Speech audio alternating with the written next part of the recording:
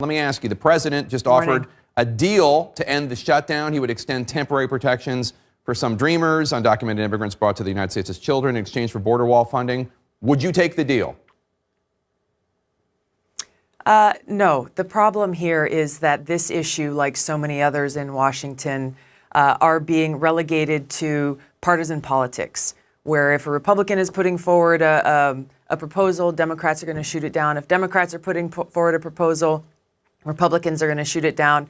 Really thinking about which party can call a win on this issue, again, which happens with far too many issues.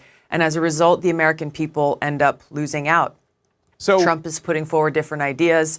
Democrats have put forward different ideas. But the problem here, and why we're in a situation where over 800,000 federal employees are going for now a month without a paycheck and suffering as a result, is because of the unwillingness to actually just sit down and work through the details that each side is putting forward, knowing that neither side is going to get everything that they need. That's what needs to happen here. So I understand you don't support the offer that President Trump made, but what's your counter offer? I mean, if you want people to sit down and deal, what do you think should happen?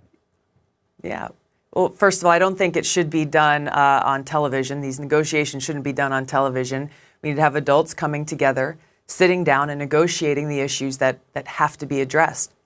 The issues of border security, the issues of making sure that we've got the resources dedicated to where they need to be, and the issues that are still outstanding regarding immigration and immigration reform. Some of them have been talked about, dealing with our dreamers who are still facing uncertainty, who still have no permanency to their futures here in the only home that they've ever known, as well as the issue of TPS.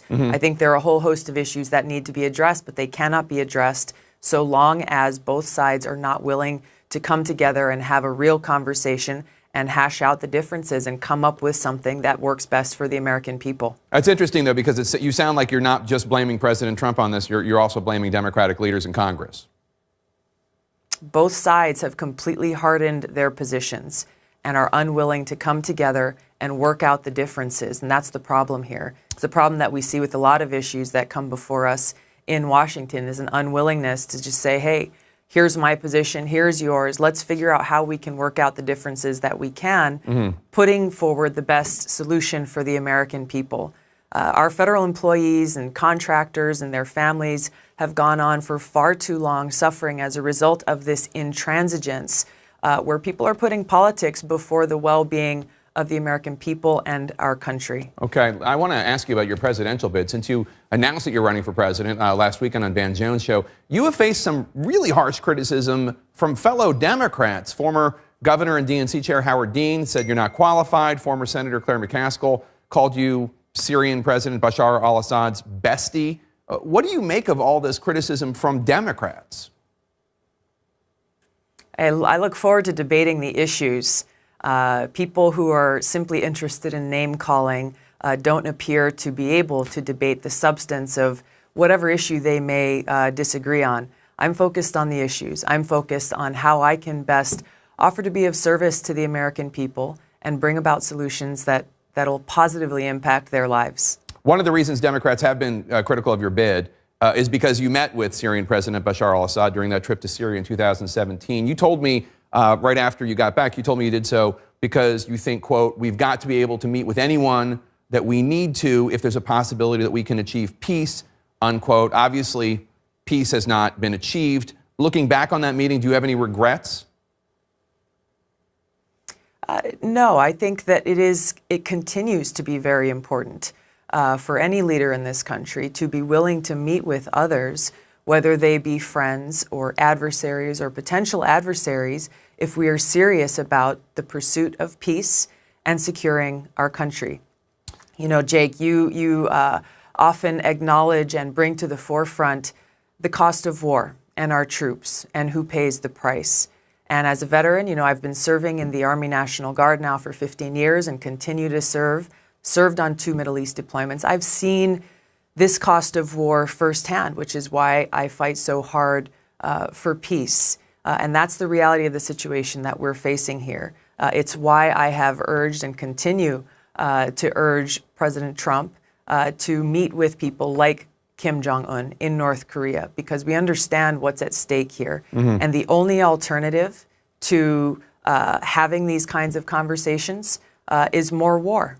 It's more suffering. It's more lives lost, more destruction. Yeah. The stakes are far too high. And certainly you in Hawaii know the fear of North Korea better than people in the contiguous U.S. This week you've also had to confront your previous positions, anti-LGBTQ positions, after new reporting this week from CNN's K-File revealed that you railed against, quote, homosexual extremists when you were in the Hawaii State House. And you worked for a group that supported gay conversion therapy. You now say you regret that stance. You issued a YouTube video. You've done a number of tweets. A spokesperson for GLAAD had this to say, quote, rarely have we seen someone who is so actively and vehemently and viscerally against LGBTQ equality and acceptance. It's one thing to say that marriage should be between a man and a woman, but another is to actively work to stymie the progress of a community that is marginalized. There seems to be a lot of skepticism among LGBTQ activists that you could go from being so strongly and vehemently, in their view, against their rights to get married, et cetera, to the position you have now. How do you convince them that your conversion is legitimate? Through my actions, Jake. I have spoken about my upbringing. I was raised in a very socially conservative household with views and beliefs and things that I no longer hold today. Like most of the country, my views have evolved to the point where now you can look to my record over the last 6 years in Congress that reflect what's in my heart and my commitment to fighting for equality, my commitment to fighting for LGBT rights. I have a 100% legislative voting record with the Human Rights Campaign. I'm a member of the Equality Caucus, and again, look forward to continuing to recognize the work that still must be done towards equality and working to make that change happen. One last question, Congresswoman. The Honolulu Star-Advertiser is reporting that Democratic State Senator Kai Kahele is planning to run for your congressional seat in 2020. If you don't get the Democratic nomination, are you going to try to stay in the House? We'll cross that bridge when we get there. I haven't heard from Senator Kahele, but whatever he decides to do, I wish him well. Are you concerned at all about a primary challenge? I'm not thinking about politics right now. I'm looking forward to seeing how I can best serve the country.